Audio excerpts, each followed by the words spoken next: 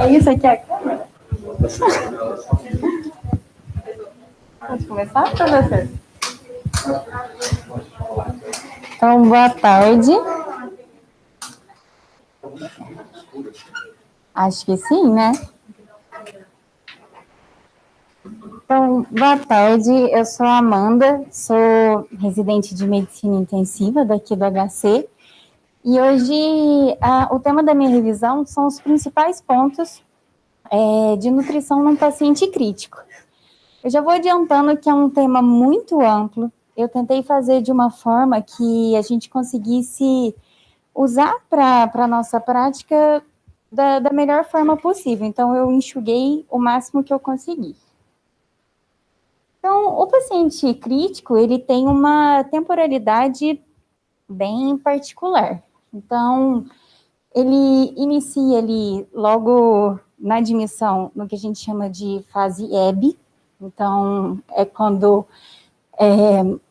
a gente acaba preocupando muito mais com a disfunção que está acontecendo no paciente, o motivo que levou ele a ser internado, do que algumas terapias como a da nutrição em si. Passando desses primeiros dias aí de uma fase super aguda, em que a inflamação é extrema, a gente passa para uma fase, ainda no período agudo, que a gente chama de fase flow, em que aí sim, ainda existe uma instabilidade do metabolismo, o paciente é muito catabólico, mas ele já passa a ter aí algum benefício de captação aí de proteínas, de acordo com o que a gente oferece. E aí na fase mais tardia, que ou ele segue para o caminho da melhora da inflamação e da reabilitação, ou para uma doença crônica, é que aí sim a gente imagina que haja um benefício maior desse suporte nutricional.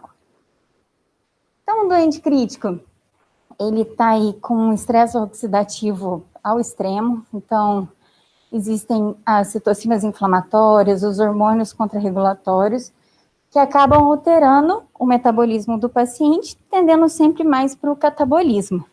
E aí, o que a gente percebe é que há uma alteração aí da gliconeogênese, aumenta a resistência da insulina, então o paciente tende sempre a uma hiperglicemia, e por outro lado também a um catabolismo proteico, e aí então a perda de massa muscular.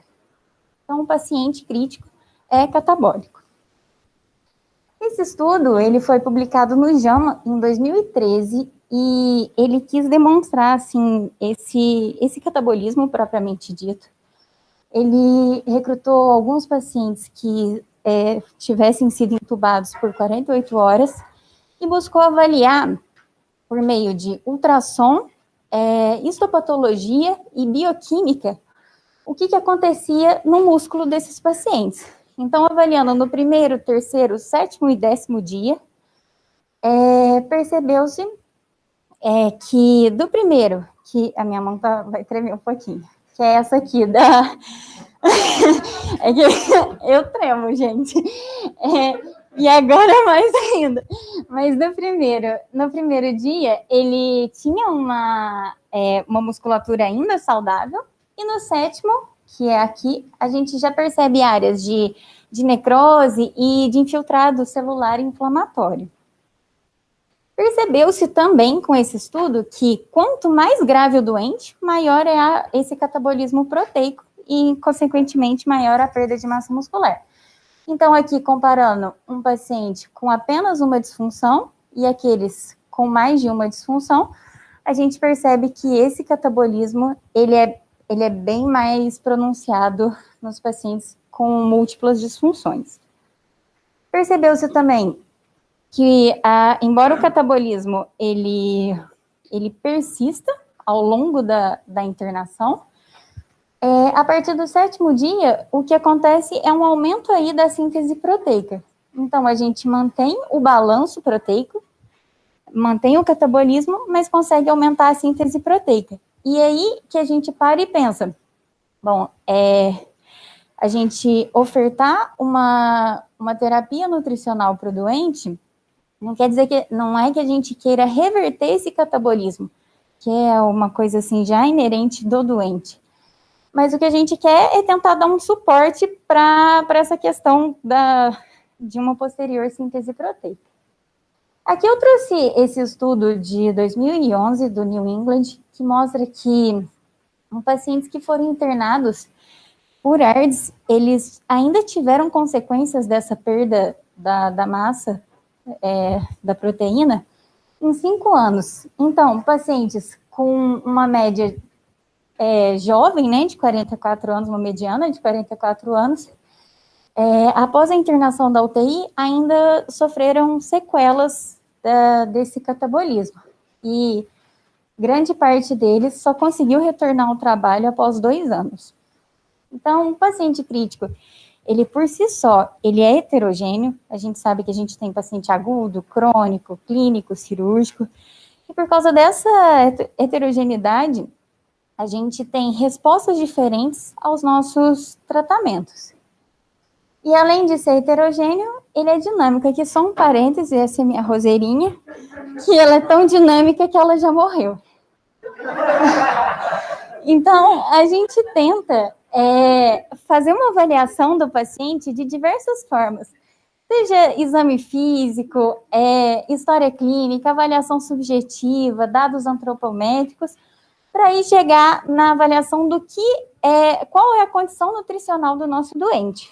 E aqui, essa figura, eu tirei do guideline europeu, que mostra as principais alterações relacionadas à nutrição que a gente espera em um doente. Essa estrutura eu retirei do artigo que foi falado sobre o Nutri-Score. Eu vou falar um pouquinho mais à frente sobre isso. E o que eu quis trazer dela é para a gente ter em mente justamente isso, que o nosso paciente, ele é heterogêneo e a gente espera ele de diversas maneiras. A gente espera diversas condições dentro da UTI. Então, ele pode ser relacionado aí ele já pode vir com doenças de base, então ele já tem uma inflamação crônica, e por outro lado, outros doentes podem ser previamente rígidos, como politraumatizados. Eles podem já ter alteração nutricional prévia por doenças prévias ou alteração nutricional do que está acontecendo na internação atual. E ele também ele tem alterações relacionadas à inflamação aguda, né? E aí isso inclui os marcadores inflamatórios e os scores de gravidade. Então, tentando entender toda essa complexidade dos doentes, toda essa heterogeneidade, eles buscam sempre por ferramentas que a gente vai conseguir chegar aí num score nutricional do nosso doente. E as principais são o NRS 2002 e o Nutri-Score, que são recomendados pelo guideline americano, mas que o europeu discorda. Então, o que eles são? O NRS 2002, primeiro de tudo, ele é um paciente que não é um score que não é validado para o doente crítico. Então, ele deixa de ter um valor assim para a gente. Ele é dividido em 2 estruturas, uma está relacionada à nutrição, à perda de peso, ao motivo da internação, e outra relacionada ao estado inflamatório e à doença que levou o paciente à internação. Já o Nutri-Score chama muita atenção que ele tem variáveis que elas são muito mais relacionadas, aliás, elas são apenas variáveis de gravidade. Então, aí inclui idade, APAST, SOFA, tempo de internação em UTI, número de comorbidades e interleucina 6, caso isso exista no hospital. Lendo o artigo que validou o Nutri-Score, no início eles até colocaram algumas variáveis relacionadas à nutrição, como índice de massa corpórea, dentre outras, mas como não teve significância estatística, eles optaram por retirar, e aí esse foi o score final. Então, vendo esse gráfico, a gente percebe que ele é muito mais um score de gravidade em si, que um score nutricional. E para os casos em que exista interleucina 6, o ponto de corte para um doente grave é acima de 6, E já é validado o Nutri-Score sem a interleucina 6 com um ponto de corte acima de 5. Esse gráfico, ele traz uma avaliação bastante heterogênea aí do Nutri-Score. É uma coisa bem pouco intuitiva, assim. Então, aqui são os pacientes com Nutri-Score mais alto. E a gente percebe que, à medida que vai aproximando do 100% de oferta calórica, ele vai tendo uma redução do risco de mortalidade em 28 dias. Por outro lado, os pacientes com score menos grave, à medida que vai aumentando a oferta calórica, a gente percebe que aumenta a mortalidade em 28 dias. E por que isso acontece? Foi um estudo observacional, então provavelmente tiveram interações nesse estudo que acabaram gerando esse gráfico meio não esperado, né? Mas o que a gente pensa é o seguinte: o paciente que ele está muito grave, por si só, ele já não recebe dieta, ele vai ficar em jejum. À medida que ele vai conseguindo receber a dieta, quer dizer que ele está melhorando ao longo da internação. Por outro lado, os pacientes que têm um score baixo, a gente esperaria que, em algumas situações, ele nem precisasse receber dieta na UTI, como são as questões de pós-operatório. Então, à medida que ele vai precisando receber dieta na UTI, pode significar, pode se ter aí uma associação de que o paciente complicou, aumentou a sua gravidade. Então, basicamente isso. Agora, pensando nesses scores de risco nutricional e sabendo que eles não são tão fidedignos, então a gente pensa em quem, para quem que a gente vai oferecer a dieta. E o guideline europeu, ele aqui menciona que para todo paciente que esteja na UTI acima de mais de 48 horas, ele já é considerado com risco nutricional, e aí a gente já tem que começar a pensar numa terapêutica nutricional para ele. 48 horas é um tempo bom que a gente consegue excluir esses pacientes que foram admitidos mais por uma questão de pós-operatório ou que só estão ali por observação. Então, pensando em quem, né? Esses pacientes acima de 48 horas. Mas esse estudo, o Nutrireia 2, publicado no Lancet em 2018, ele foi assim, ele permite que a gente pare e pense, né? Mas e as contraindicações? Então, nem todo paciente crítico vai se beneficiar da dieta. Pacientes muito instáveis, sob ventilação mecânica, a gente sabe que podem ter repercussões negativas. E aí esse estudo foi justamente isso, que ele tentou mostrar um benefício da nutrição parenteral em relação à enteral em doente crítico, mas acabou que na segunda análise interina ele já foi interrompido, porque além de não ter tido uma redução da mortalidade, foi evidenciado um aumento de complicações, como a síndrome de Ogilvy e a isquemia mesentérica, o que gerou bastante malefício. Então, a gente pensou em quem? Agora a gente pensa em qual via? Obviamente, a via oral seria a nossa primeira opção. Mas, na sua ausência, a gente sempre tenta buscar por uma via que que utilize o trato gastrointestinal. Não apenas pelas funções nutricionais do intestino, mas também pelas funções não nutricionais. E aí inclui questões hormonais, questão de manter ali a mucosa íntegra, evitando a translocação bacteriana, questão de inflamação, e até mesmo a produção de IgA. Então, a Aspen e a Espen, elas são concordantes em que a nutrição parenteral, ela só deve ser iniciada se a via oral ou enteral não forem possíveis.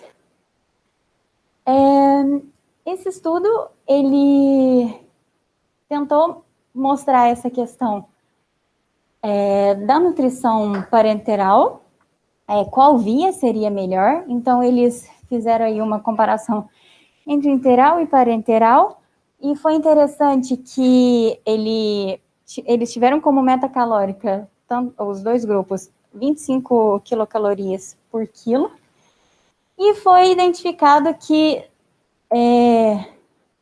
não houve diferença significância em relação aos dois braços, embora tenha tido menos eventos adversos no grupo parenteral, mas que foi indiferente usar a interal ou parenteral, mas isso para esse estudo. Agora, pensar em quando também é uma pergunta que é bastante difícil de responder.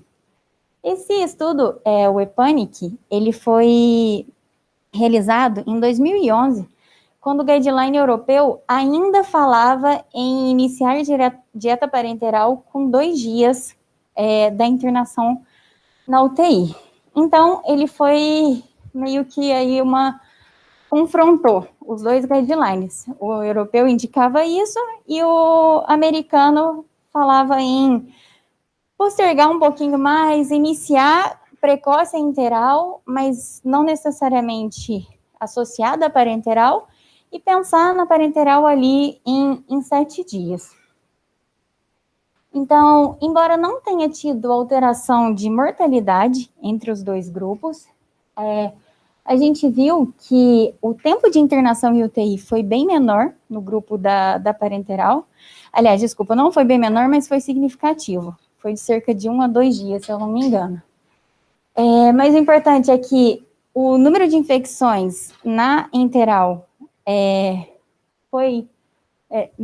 o número de infecções na dieta tardia foi menor, e o tempo de necessidade de terapia renal substitutiva também foi menor no grupo que usou a dieta parenteral tardia. Então, por isso, a parenteral precoce, ela é inferior à tardia. E, inclusive, depois desse estudo, agora no guideline de 2019, a ESPEN acabou mudando aí de 3 a 7 dias para o início da parenteral. Então, a gente pensou em quem, qual via, quando, agora pensar em quanto. E, ao meu ver, essa parte é a mais complexa, assim, mais importante, mas também mais complexa de se pensar. Então, existem várias maneiras da gente tentar determinar quanto que eu vou dar de dieta para o paciente. Estipular a meta calórica. Padrão ouro é a calorimetria indireta, em que o racional é o tanto de oxigênio que eu consumo, quanto de CO2 que eu produzo, é o quanto de energia que eu estou consumindo.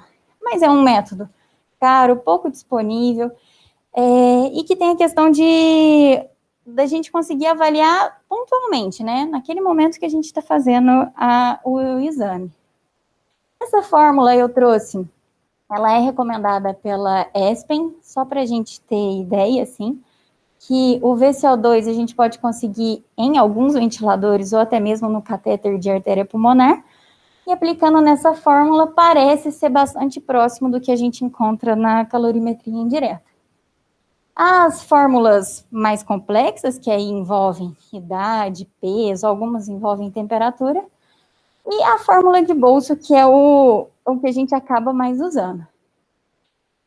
Esse estudo, ele foi interessante que ele comparou o uso de fórmulas mais complexas com o uso de fórmula de bolso, e o resultado foi que, pelo menos para esse grupo, na mediana, parece que não houve diferença entre o uso das duas fórmulas, e então, assim, caso a gente não tenha disponibilidade de calorimetria indireta, caso a gente não consiga ter uma avaliação mais complexa, a gente também não precisa preocupar, porque não vai ser isso que vai mudar o desfecho do nosso paciente.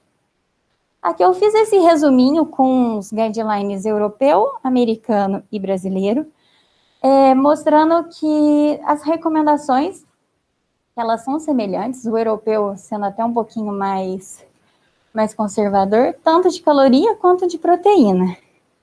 E aqui é interessante que o brasileiro, ele traz justamente ele traz de uma forma, assim, pensando naquela temporalidade que eu falei do paciente, né? Então, o paciente, ele mais crítico, talvez não se beneficie tanto de dieta, então ele recomenda que seja iniciado de 15 a 20 quilocalorias e depois passar para 25 a 30. E o europeu, ele traz que, na ausência de calorimetria ou VCO2, a melhor opção é sempre a opção mais simples. Esse artigo, It ICU, eu vou falar ele um pouquinho mais à frente, mas aqui eu só trouxe ele para pontuar essa questão da calorimetria versus fórmula de bolso. Então, foi um estudo dinamarquês que eles tentaram avaliar qual seria o impacto da dieta a longo prazo no doente, e percebeu-se que, comparando aquele que usou calorimetria indireta associado à taxa de excreção urinária de ureia e aqueles que receberam uma dieta mais direcionada ali pela fórmula de bolso, embora tenha havido aí uma oferta maior de dieta para o paciente do grupo direcionado, não houve nenhum impacto clínico relevante. Então, não fez diferença, né, nesse estudo a longo prazo, calorimetria indireta versus fórmula de bolso. Agora, é importante a gente também sempre ter em mente que, principalmente no nosso perfil de doente, a gente oferece calorias que não são nutricionais. Então, nos primeiros 7 dias, a gente percebe que a gente quase não oferece nutrição para o doente e que a caloria ela vem muito mais da questão do citrato, do propofol e da glicose. Aqui eu coloquei os valores mais para a gente ter em mente. Então, glicose a cada grama, 4 quilocalorias. Propofol a cada ml é 1 caloria. E o citrato, cada grama, 3 calorias. Então, ainda no quanto, que, como eu disse, eu acho que é a parte mais complexa, assim, da gente pensar, eles são bem, assim, eles reforçam muito essa questão de que a gente sempre deva preocupar com essa fase inicial da doença e que uma dieta hipocalórica, ela é permissiva, então dá ali uma dieta em torno de 70% da meta, ela pode ser até benéfica para o doente. Inclusive, essa corte retrospectiva mostrou justamente isso, que aqui a curva de sobrevida, ela faz uma forma de U. Então, por volta ali de 70% a 80% da meta calórica estipulada é que a gente tem um melhor desfecho dos doentes. E aqui também comparando os percentuais. O PERMIT Trial, ele trouxe essa questão de uma dieta hipocalórica versus normocalórica, considerando uma dieta não considerando proteína. Então, o que não era, acabava sendo suplementado com proteína. E percebeu-se que não houve diferença clínica aí no desfecho primário entre ofertar a dieta normocalórica e a hipercalórica. O mesmo para o Eden Trial, que também não mostrou significância estatística no desfecho primário, então não fez diferença entre uma dieta normocalórica para hipocalórica. Já esse estudo australiano, ele quis mostrar, pensando no fato de que quase nunca os pacientes conseguem receber a quantidade de nutrição que a gente calcula para eles, ele tentou comparar entre uma dieta mais densa, de 1,5 quilocalorias por ml, versus uma dieta de 1 caloria por ml, e também não teve nenhuma significância estatística no desfecho para os pacientes. Então, pensando em desfechos mais a longo prazo, todos esses estudos, eles trazem algumas questões aí, pensando no impacto para o paciente, mas não me pareceu ter nenhuma diferença em questão física ou cognitiva, pelo que eu li. Acho que o professor vai poder falar mais para a gente sobre isso. Mas o que mais me chamou a atenção foi o It ICU, que foi aquele que eu falei previamente, que ele foi desenhado justamente para isso. Então, foi um estudo de centro único realizado na Dinamarca, que foi realizado, então, avaliou qual seria o impacto em 6 meses em questões físicas para o paciente, com uma oferta otimizada, então uma oferta individualizada, baseada em calorimetria indireta, em excreção de ureia, versus uma dieta por fórmula de bolsa. E apesar de ter sido encontrada aí uma significância estatística em relação à quantidade de nutriente que foi ofertado, tanto a energia quanto a proteína, essa alteração ela não teve significância nenhuma em questões clínicas. E, inclusive, para o score que foi avaliado, não houve significância estatística em 6 meses se comparado os dois grupos. Aqui eu deixei o link desse score, o questionário, que eu achei bem interessante.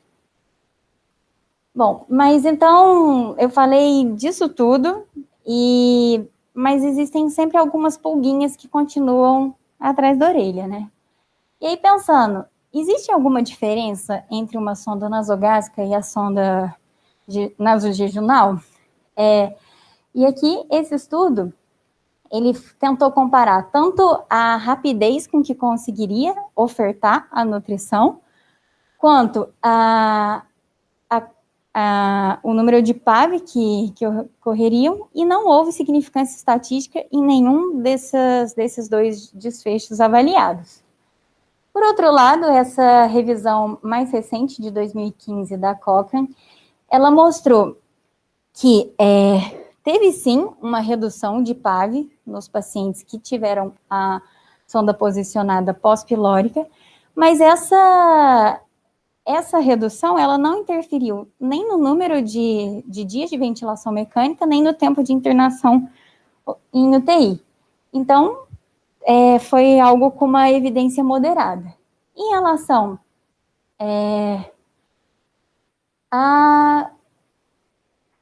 a quantidade ofertada de dieta, também houve uma rapidez maior quando se trata da sonda nasojejunal, mas com nível de evidência fraco. Então, o que a Cochrane recomenda é assim, caso seja possível, no seu serviço, passe uma sonda pós-pilórica, mas também não que isso vá mudar muito o desfecho.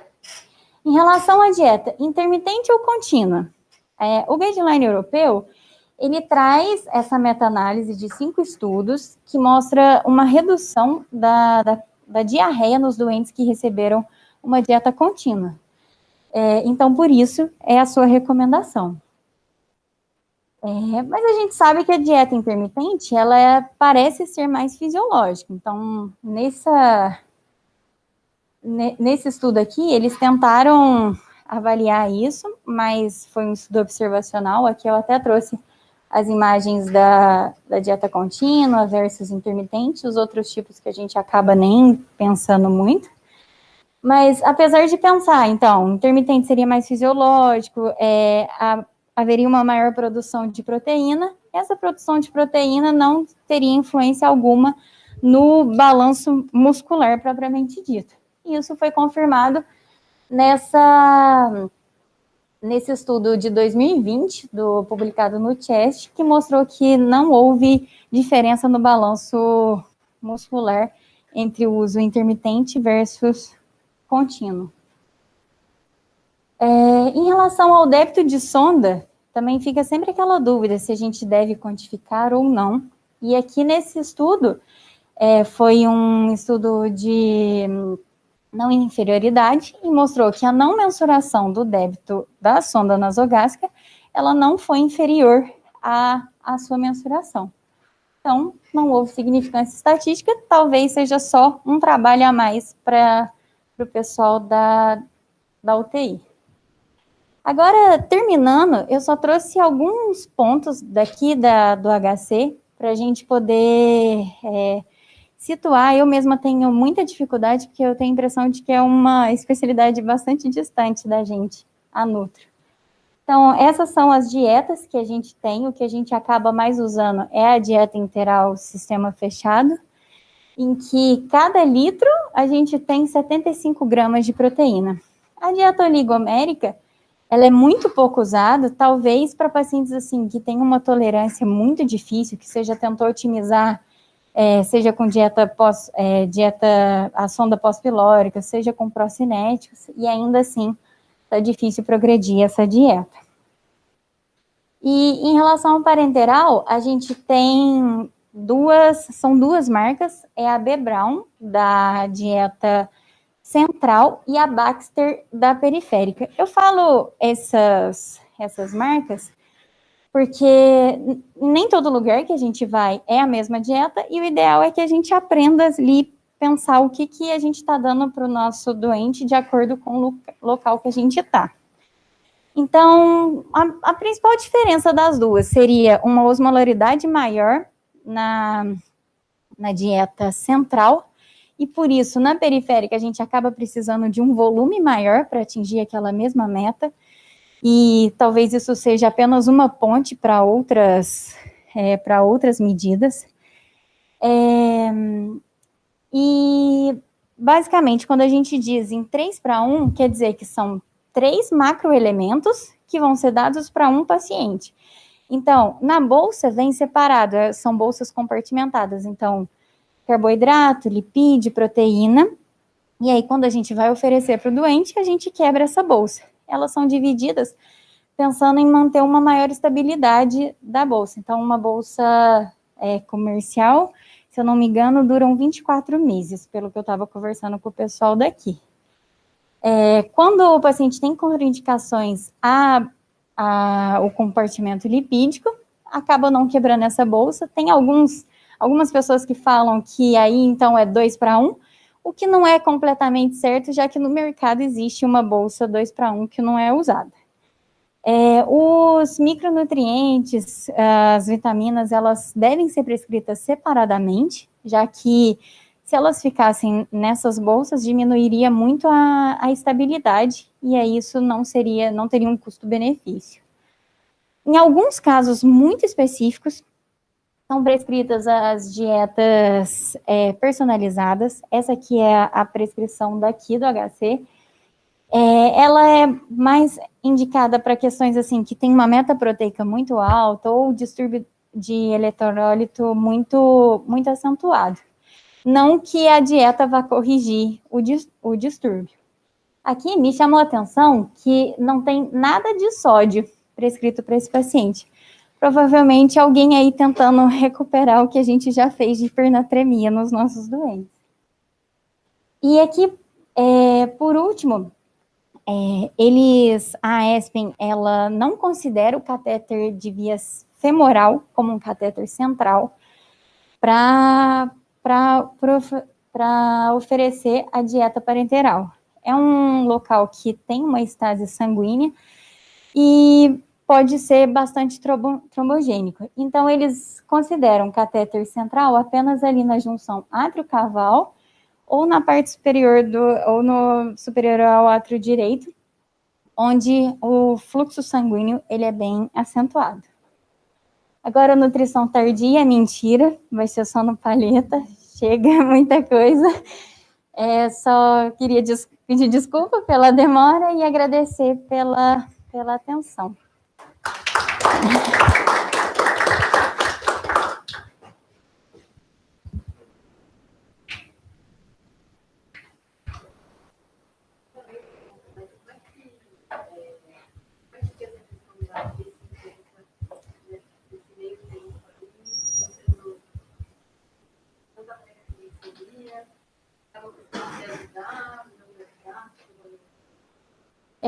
Eu também é uma coisa que eu tenho dúvida, mas acaba que até naquele trabalho que eles fizeram a comparação entre o EPANIC, que foi o de 2011, que comparou Aspen e Aspen. O grupo intervenção, eles iniciavam com uma glicose 20%, eles tinham a ideia de colocar 400 calorias no primeiro dia, 800 no segundo e já atingir a meta no terceiro. O grupo controle, mesmo recebendo Propofol, todas essas outras questões que a gente sabe que o paciente crítico vai receber, ele recebia uma glicose 5%, em uma quantidade que fosse o bastante para ofertar uma caloria equivalente ao que foi ofertado no grupo intervenção. Desculpa, esse era o grupo intervenção, porque ele estava avaliando a dieta tardia. Mas a ideia, então, era fazer a glicose a 5%, pensando em atingir aquela caloria que o grupo oposto estava recebendo, e pensando também em atingir a quantidade hídrica recebida na internação. Não sei se o professor... O professor fala no microfone. Se for pensar de uma forma geral, não tem a mesma razão de a gente dar nenhum aporte calórico para os doentes quando eles chegam na UTI. Assim, esse é um pensamento dos australianos, por exemplo. Um trial que acho que ele entra como secundário em tudo isso que a Amanda mostrou é o EarlyPN. O EarlyPN foi aplicado no JAMA, é um trial multicêntrico australiano de parenteral precoce ou tardia, muito parecido com o IPENIC, né, para complementação total de calorias. Eles deixam bem claro assim, ou o doente recebe dieta ou não recebe dieta. E quando você coloca G50, isso conta como dieta parenteral já. Tá? Talvez, pode ser que, quem sabe, um grupo talvez se beneficie disso são os doentes com neurotrauma. Mas tudo que se fala de neurotrauma é baseado em 2 estudos do mesmo cara que chama REP. São estudos pequenos, unicêntricos. Então, assim, é difícil dizer que isso tem algum benefício. Mas se você não deixar nada, não está errado. Mas só lembra uma coisa. Por outro lado, tem 2 possíveis benefícios de você fazer isso. Colocar G50, qualquer aporte calórico. Quando você fala do autocanibalismo, né? O autocanibalismo ele não é guiado por presença de insulina ou glucagon no sangue. Ele é guiado por outras, basicamente pela resposta inflamatória, pelo sistema proteassômico, da calmodulina, e ele vai existir, assim, o doente vai perder massa magra na UTI, e não tem muita coisa que a gente faça para que possa diminuir. 3 coisas talvez diminuam. Uma, você dá um mínimo de calorias para o doente. Então, talvez um pouco de glicose que você dê nas primeiras 24, 48 horas, talvez, pode ser que diminua a quantidade de balanço nitrogenado negativo. Tá? Segundo, é beta-bloqueador. Só que o beta-bloqueador é testado em crianças queimadas, né, que é o estudo do professor Hendon do New England. E até outra coisa é GH. Só que GH é relacionado ao aumento de mortalidade, então acho que não tem muito sentido do anticrítico. Um estudo grande do Katakala também do New England, então não tem um porquê a gente fazer isso. Então, de uma forma resumida, se você não der... desculpa, faltou uma possível ponto positivo. Quanto mais grave o doente, maior o risco dele fazer hipoglicemia. Vai ser a casuística aqui do HC, né? Assim, o maior fator de risco para fazer hipoglicemia não é o uso de insulina, não, é a gravidade do doente. Fator associado, desculpa, melhor deixar assim. Então, aquele doente extremamente grave, acho que vocês vão perceber isso aí no dia a dia de vocês, né? Você chega aquele doente super grave, daqui a pouco você vai lá, faz uma glicemia capilar, doente todo mal perfundido, vem lá, 20 de glicemia. Vai falar, por que está mal perfundido, vamos coletar da pele invasiva, vai lá, 30 de glicemia. Isso vira e mexe acontece, né? Então, talvez esse seja um ponto para usar. Mas assim, se você não colocar, não está errado. De jeito nenhum, ninguém vai poder te criticar por isso.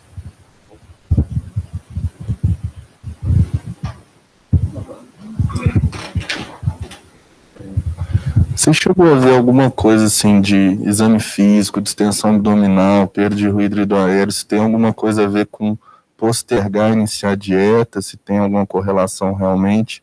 Porque às vezes tem uns pacientes que ficam um tempo maior assim, não, ele está um pouco distendido, vamos segurar, só começa amanhã.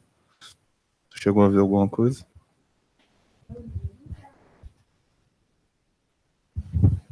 Eu li, mas eu não vou saber falar de um jeito muito certinho. Eu só sei que, assim, o que eu resumi para minha cabeça, não vai ser isso que vai mudar se eu vou manter ou não. Não teve, assim, um impacto da avaliação do exame físico. Mas eu não lembro qual estudo que eu li sobre isso. Eu não sei se o professor... Tudo eu passo para ele. É que a gente tem que aproveitar, né? pergunta boa, Fred. É o seguinte, olha, deixa eu começar da uma forma torta. Se for pegar no... Se vocês tiverem curiosidade, entra no Journal of Critical Care, procura lá Paulo Nassar. Eu vou ter vários textos dele. Um deles é... Nossa...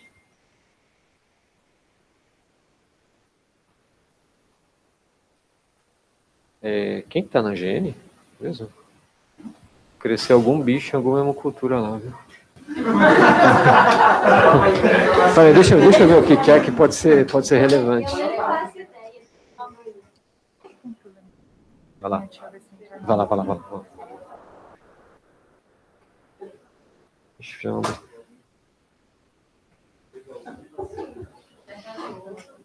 Antônio Brito?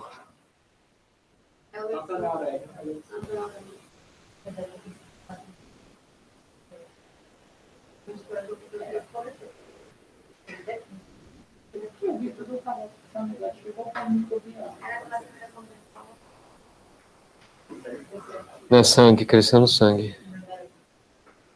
É que tem um negócio, tem um monte de coisa escrita aqui, não tô conseguindo ler nada. Peraí. Eu não tenho ainda o que é, mas daqui a pouco a Leia manda. Se tem gene de resistência e o que é. Bom. Então, assim, que eu quero perguntar mesmo? A do... Ah, sim, tá. Esse texto do Paulo Nassar, ele é interessante, porque aqui no HC, pelo menos, nas UTIs cirúrgicas, assim, eu estou falando uma coisa que chega próximo do exame físico que você está falando. Assim, por exemplo, constipação. Quais são... Constipação é associado com o quê? Isso tudo na corte do Paulo foi associado com atraso na introdução da nutrição por via interal. Ponto, só isso. Do ponto de vista fisiológico, assim, não tem muita coisa que você vai achar na literatura, mas um dos mensurações mais que te dão maior, que te falam a favor da eficácia do trânsito gastrointestinal é o retorno pela sonda. Assim, lembrando que isso também não é total, porque você pode ter só uma gastroparesia, que a gastroparesia aparentemente o estômago aparentemente é a região que mais sofre com a disfunção do trato gastrointestinal. Mas se o doente não tem nenhum retorno pela sonda, pode estar distendido, do jeito que for, se der dieta, provavelmente vai progredir. Então, assim, acho que hoje a gente não tem base nenhuma para não dar dieta para o doente por causa disso. Tá bom? Inclusive, outra coisa que eu achei interessante, que eu acabei não colocando, é que a diarreia também não é algo que te faça querer parar a dieta. E só complementando também essa questão da disfunção aí de distensão e tudo mais, a ESPEN acaba recomendando o uso de eritromicina para os doentes, que a gente não tem muito costume. E aí, na ausência da eritromicina, a escolha vai ser a metoclopramida.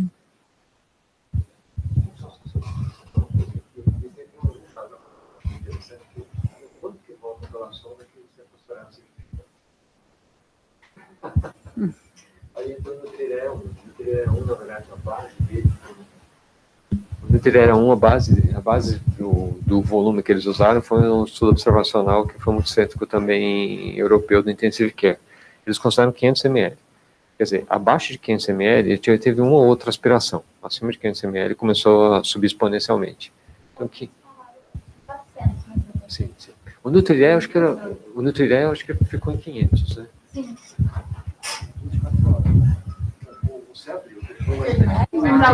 Eu vou sair correndo. Nossa, em relação ao macronutriente, que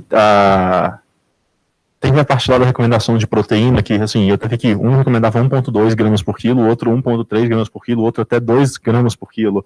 Então, tipo assim, bom, um pouco divergente, né? Eu queria saber se você leu alguma coisa sobre isso, o que a gente tem de base para falar desses valores, se dieta hiperproteica tem alguma coisa. Assim, imagino que alguém já tenha estudado isso, né? O que a gente tem sobre isso?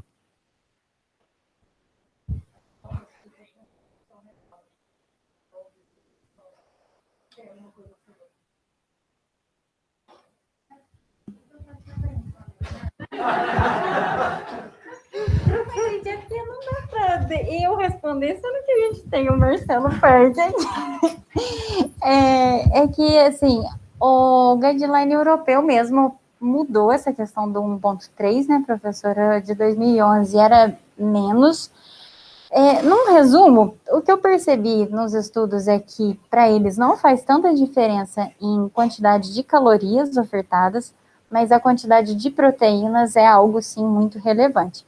Agora, essa divergência de quantidade, eu acho que é mais por meta-análise, não sei. Só lembrar que teve um Petacult no ano passado sobre isso, né? Algum de vocês apresentou um texto? Eram 5 textos, né, entre os randomizados e não randomizados. Assim, dos randomizados, realmente, assim, existe uma certa associação entre quem recebe mais proteína morrer menos. Só que quem recebe mais proteína recebe mais dieta. Quem recebe mais dieta, provavelmente foram os menos graves ali também. Os estudos são pequenos. Então, mesmo randomizando, fica um pouco difícil de fugir Tem, acho que são 2 ou 3 neutros, e um deles até apontou para o positivo. Tem uma subanálise do IPANIC no Blue Journal, que é a primeira autora ainda, eu acho que ainda é a Grit Vandenberg. E, assim, até o segundo dia, quem recebeu mais proteína foi associado a maior mortalidade.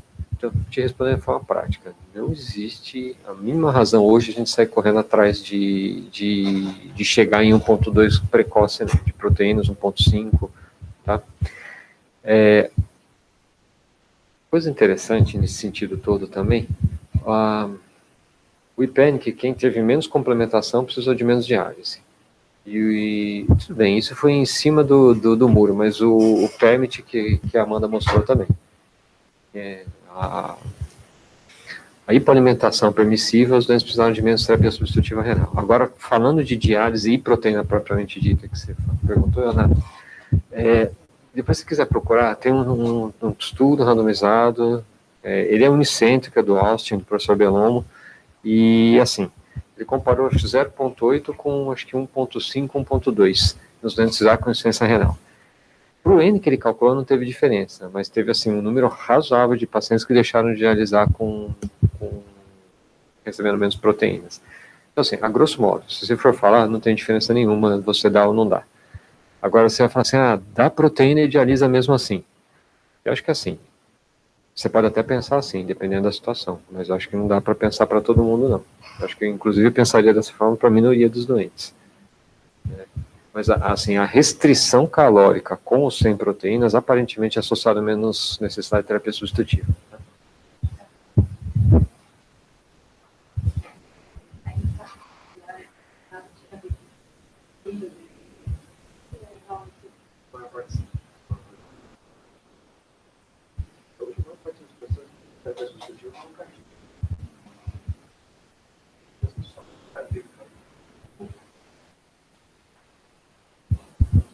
Só uma curiosidade, agora não estou uma dúvida.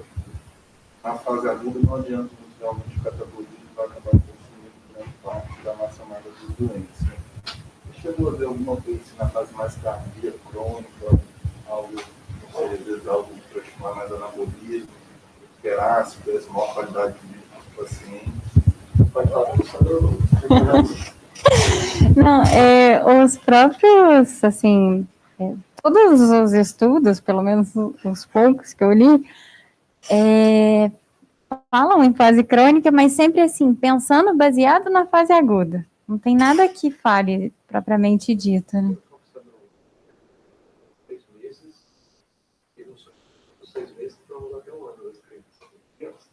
Mas esquemadas, né? Mas em relação a oxandrolona, a gente até apresentou, que é pensando assim em anabolismo, né? O nosso último PET-ACUT foi em relação a isso e não mostrou evidência nenhuma.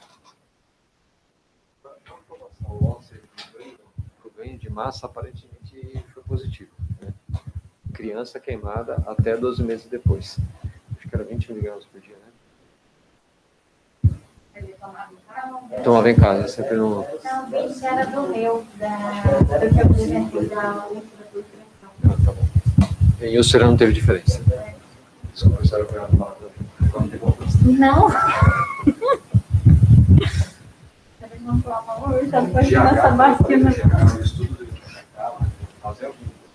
Passado disso, ninguém estudou de ninguém sabe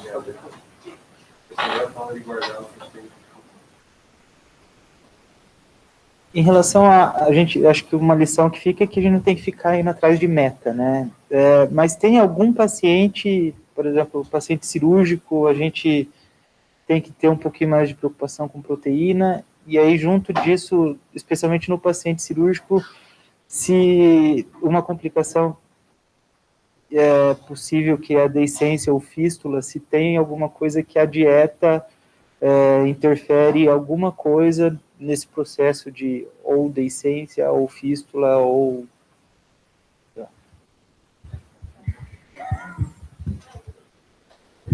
Até aquele paciente oncológico, eles estarem de suplemento pré-cirurgia, né? Então, mas tudo isso é muito evidente. Mas tem custo disso, né?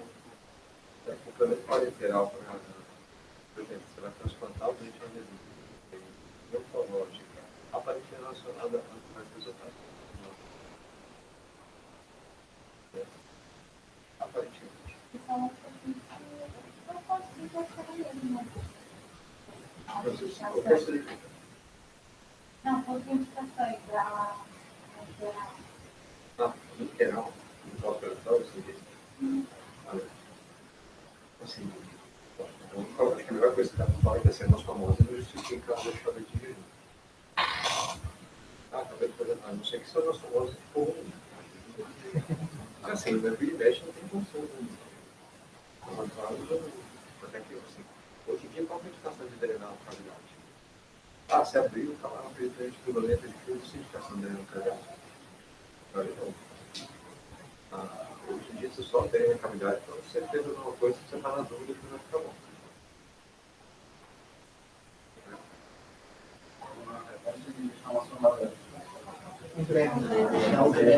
Isso.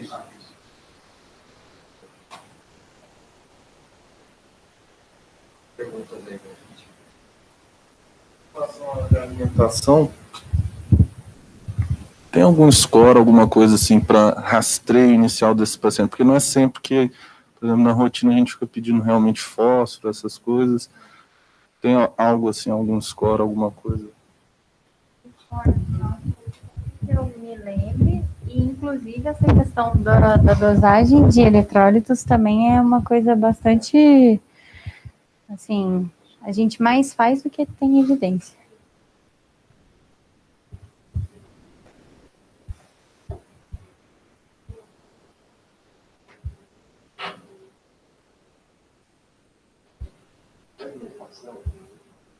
O estudo que a gente sempre recorre.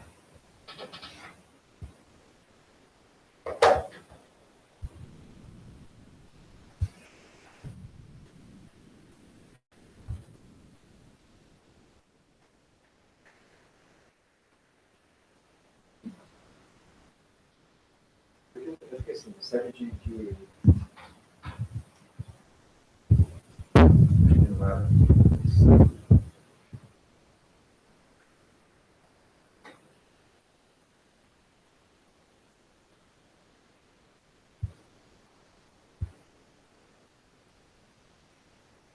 Deixa eu parar de gravar.